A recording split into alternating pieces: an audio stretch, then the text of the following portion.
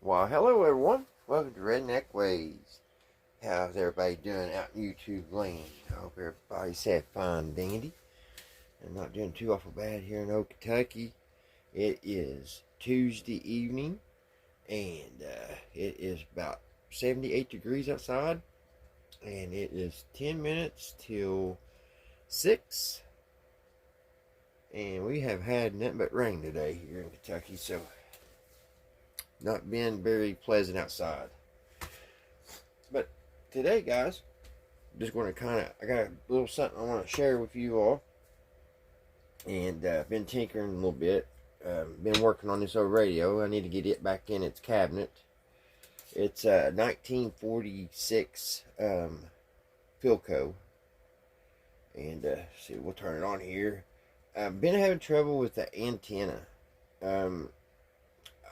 I don't understand it.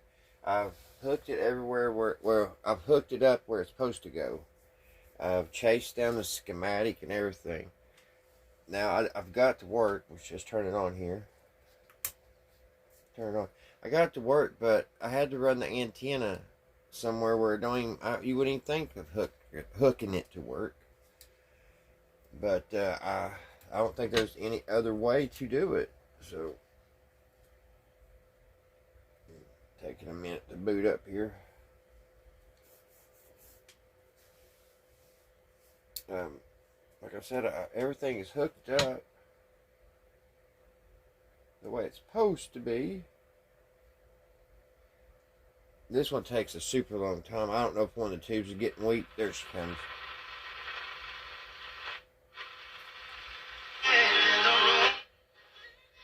But it sounds really good.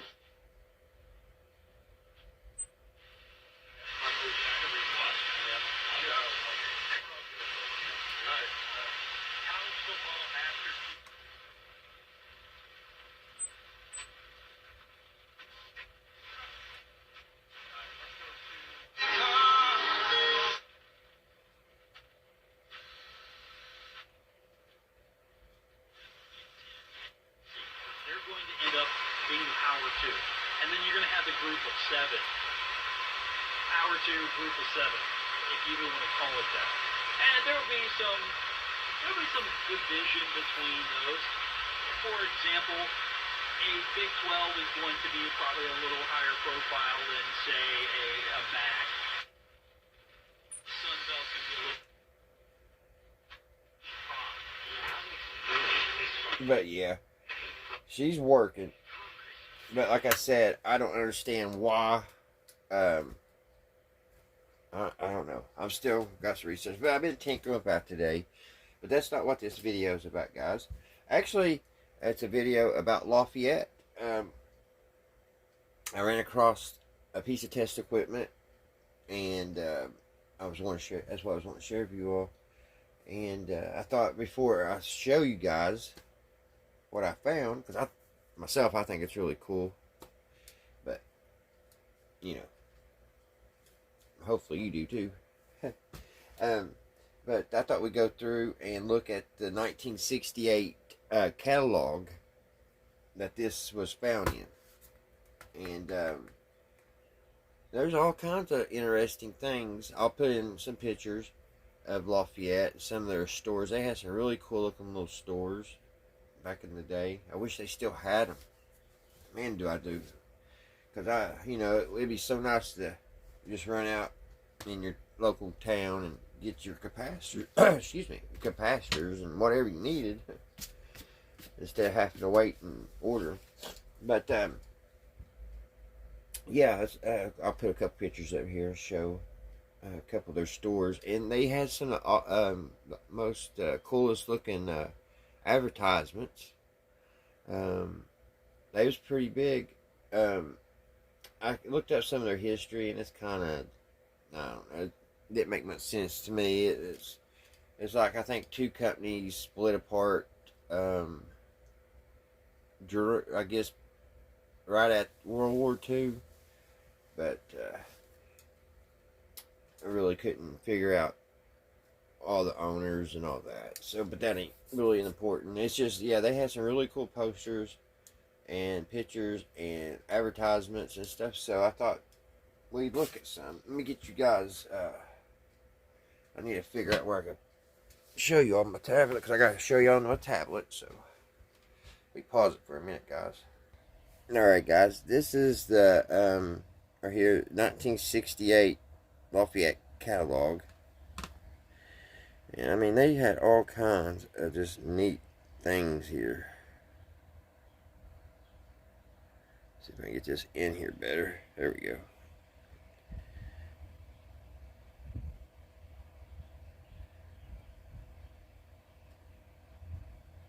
They're pretty expensive, actually. A lot of CBs. Oh, handheld radios. $99 for that. No money down.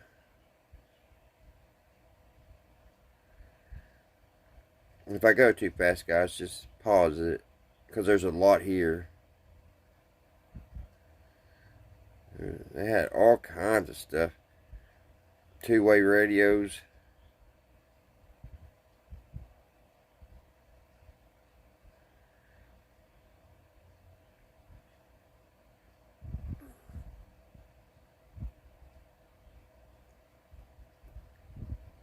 I bet they was making a fortune back then on CBs.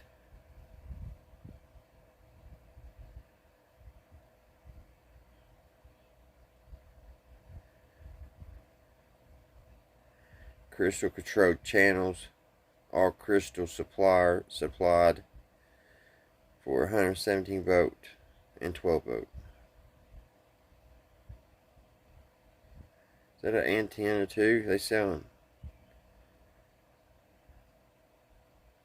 Looks like they're selling those antennas too. Lafayette.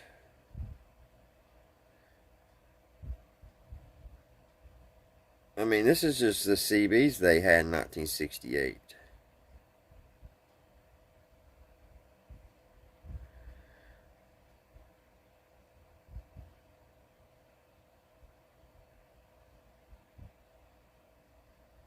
Some of the antennas.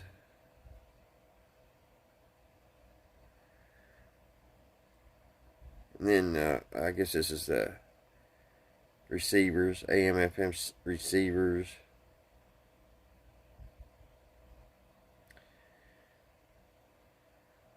So I'm going to go on down. If you want to look at that catalog, it's at the beginning. It's the 1968 catalog. So let me pause. I'm going to get down to their testing equipment. I was going to show this too, guys. They're Lafayette TVs. I didn't know Lafayette made TVs.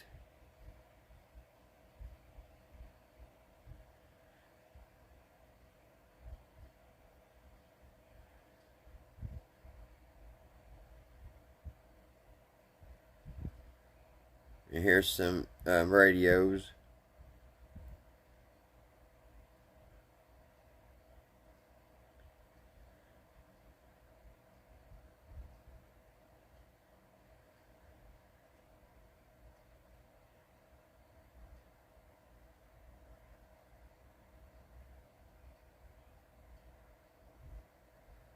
Some car radios.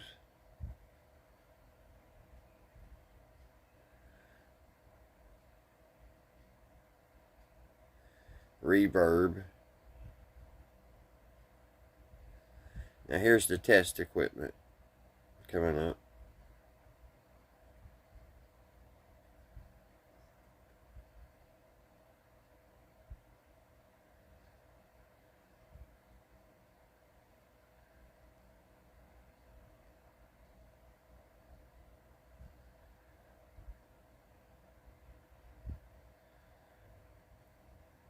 Battery chargers.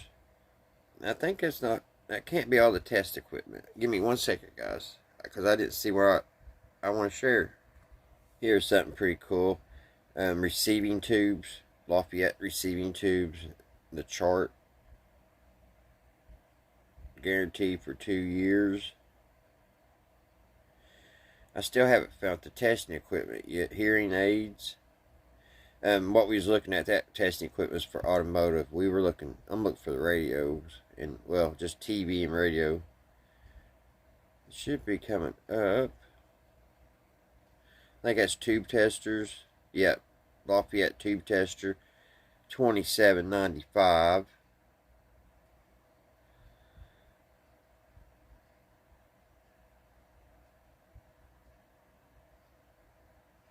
There it is. These are some meters they had. And the one that we're going to be looking at today, guys, is this one right here. The one for $19.95. The Lafayette 20,000 ohm pre-voltmeter multi-tester with mirror scale. So, that's what I'm going to show you. But yeah, they got all kinds. They had all kinds of cool stuff. I didn't know Lafayette made all this stuff.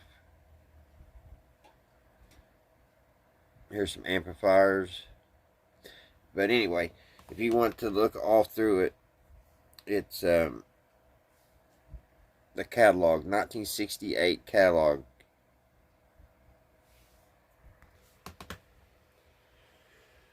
Okay.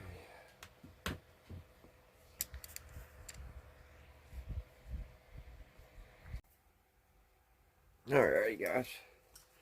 So here it is. I found this the other day, and it is in mint condition, guys.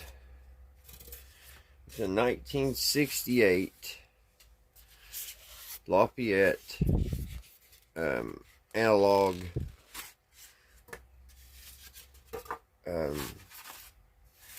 multimeter.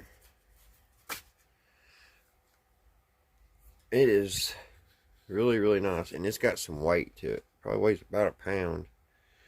And it has the mirror dial. That way, if you're looking at a certain angle, you can tell if you're getting a wrong reading. It kind of helps you, you know, like if you're like looking at a certain way, it'll show where it's supposed to be, I guess. But I got it down last night, and I was testing it out to see if it worked, you know. And I thought it would need batteries. And I took the screw out back here, and I could not get this apart, and I didn't want to force it. So I just put the screw back in, and I turned it on, and it works. So I don't know if this actually takes a battery or it doesn't. I don't know. I know it works, and this is set in a person's shop for many years, is what the person I bought off of said, that he had passed. And you know how what happens, your stuff usually gets put on a table out in the middle of a parking lot. That's what happened here. And but the battery, if it has a battery, guys, it's still working, which blows my mind. And that can't be. It must not have to have batteries. This is made in Japan, and like you saw in the ad, it was for sale for $9.95. So here's the leads. They're made really, really well. They're kind of short, and they got the plugs there on the back. Now, I haven't totally figured this out I have, but I haven't. I know, you know, the common goes here, of course. But I thought to check voltages or whatever, it had to be here on the DC 3 kV. But that's not the case. It's actually down here at the V ohms equals MA. And that's the only way I could get it to do anything, really. And then it's got an output. And then you can, right here, you can zero your ohms back. And it has a little chart here. So this is very, very, very accurate. So we'll test it a little bit. Let me turn it on. We'll turn it on DC. We'll check a little battery. We'll check a 9-volt battery. And I think this little 9-volt only has 6 volts, so it's kind of weak. So you plug your little clips in like that. And then, let's see if I can do this one-handed and show you guys. Here, see.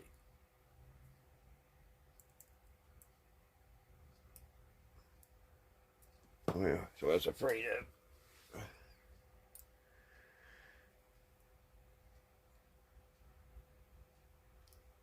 It's hard to hold 2 leads on a 9-volt battery, I'm telling you. Alright. So that's reading about, see, 5, 6, it's about 8 volts down there on the DC.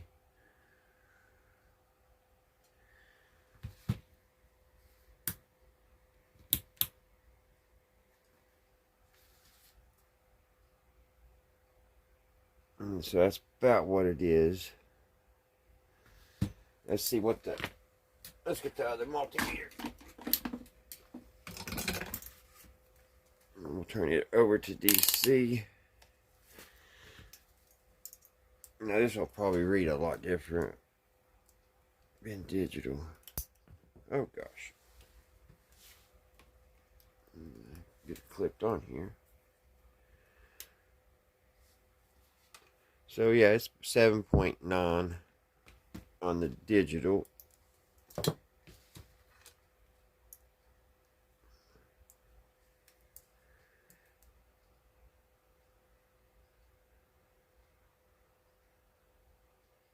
Trying to see where the DC is. There it is. And it's showing, hold on. 5, it's showing 7, almost 8 volts. Let me show you. I had it on the wrong setting that first time. These are so hard to hold. You know what I mean? Is hold this here.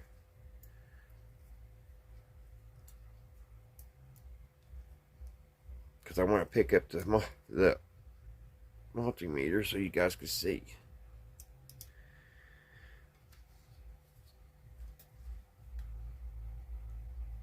It's about right there on the DC line.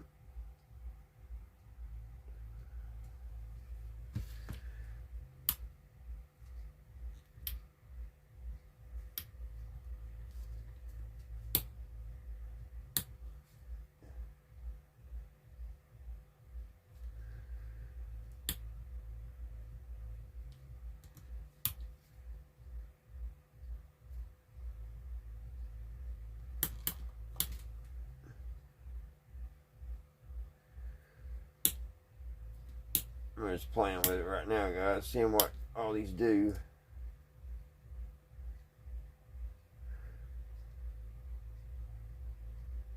So yeah, it's about right there. Of course, when I move it, I guess you gotta keep it still, because laying on the table is showing exact of what the other one's showing. So also it does ohms. So let's check some ohms out here. We've got a resistor here, and let me push and check what you guys can't see. Alright guys, I've got that over there testing, and it says 9.79 on the, now it's reading a capacitor. It ain't supposed to be a capacitor, it's a resistor. What's this thing doing to me? Oh, I don't have it hooked up. How's you hear me say that don't look right?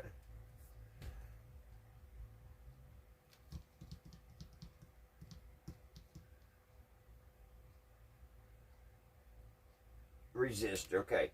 It's a 342 ohms. 342.8 ohms. So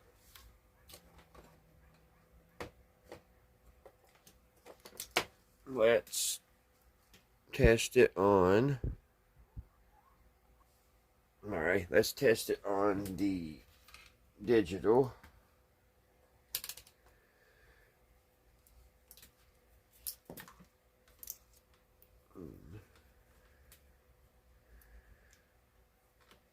And I just got this, so I haven't completely figured it out. So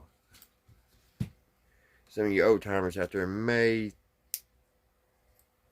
see that I may have messed up or wrong on something, and I may be, because I'm just learning. Unfortunately, it didn't come with the little booklet.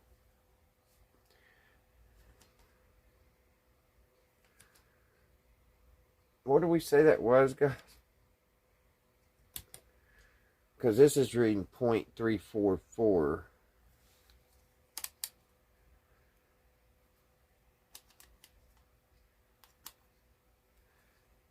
Is that what we said? I can't remember. 0.344. We'll have to hook it back up now.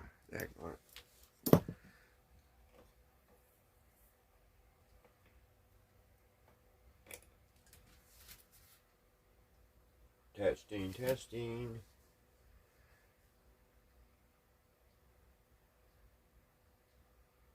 Yeah, 342 is what that's saying. 342. So let's see what this says. We was off by one number on this one. 342. 342. So let's turn it over here to our ohms, which is right here times 10. Should be that one.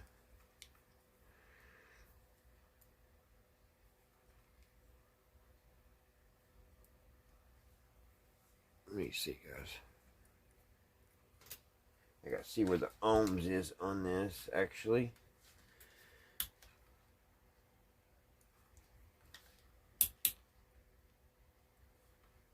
Where is the ohms? Okay, ohms is on the very top. So 2.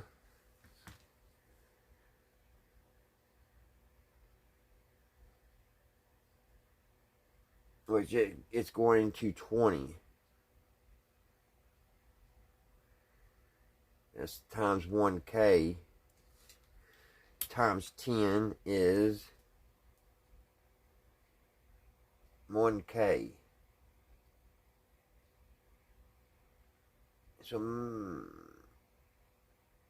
So, and then when I put it over on 1200, oh, never mind. That's the test AC voltage.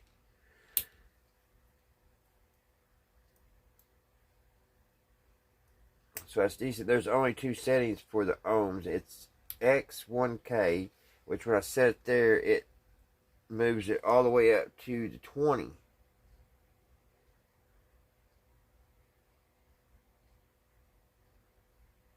So I wish I had the little booklet. But anyway, it's neat, guys. And I need, let's see, let me zero my, maybe that's what it was. Let me zero the ohms out. Because that first one, it should have, the readings are odd. Wow, that went way over. That pegged out.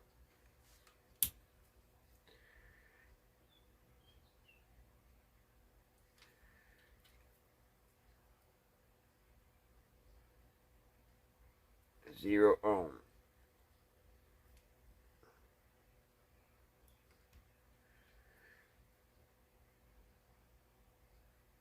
So it's 1, 2. It says 3K, but that's 342 on the digital. On here it's 3K. So I don't know if that means 300K or 3K or.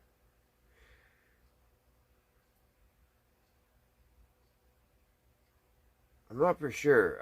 I understand how to read the voltages, of course, on DC and AC, but I'm not understanding the ohms here. ohms is 20K.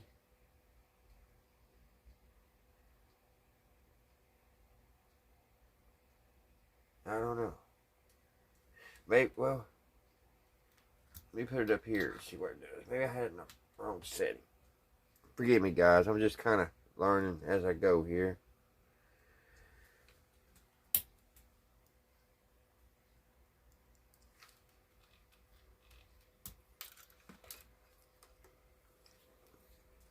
So, see, I don't know what the output, what that would do. That's why I'm saying I wish I really had the manual.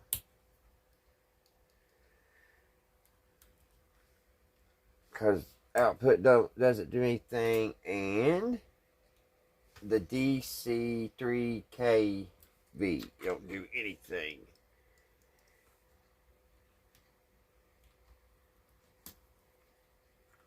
Move it down here. So, let me show you guys this real quick. And for the old timers that know how to read one of these, because evidently I don't, it's supposed to be 342 ohms. Is this what this resistor is supposed to be? It's orange, brown, silver. So, can you see this? Yeah, you can see, can't you? That's what it's reading. So is that correct? And now I can pull, let me turn the ohm thing all the way up. And it's about the same. Now if I turn, that's on times 10. And then if I put it on times 1K,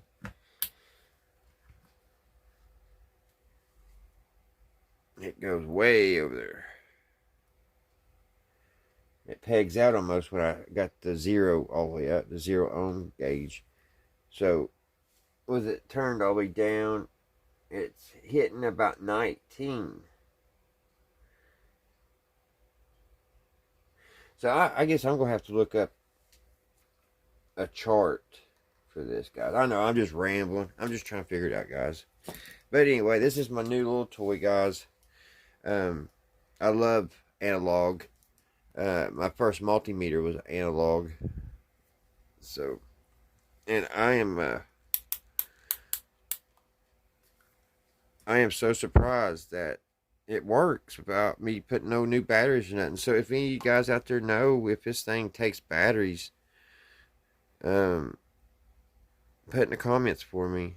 It's a model 99-5072.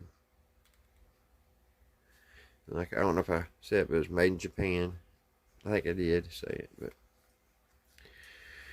but I think it's really neat. Unfortunately, when it's set in that styrofoam box over all these years, it got it all over the leads, which it'll come off. It didn't eat them up or nothing. It just sitting on top of the wires. But yep. My new little analog meter. I haven't checked any AC voltages with it yet. I don't even think I have anything here to check. I don't know. Here, let's plug in my Variac and see if it'll test that before we get out of here.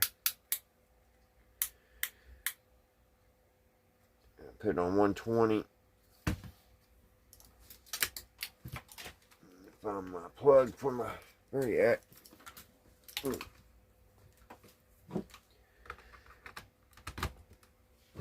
it all the way up.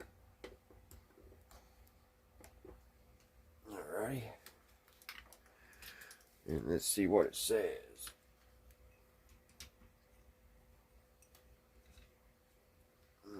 It works. AC voltage. Yeah, 110. Right there, 110, guys. So that it picks up at good. I've got to learn how to use the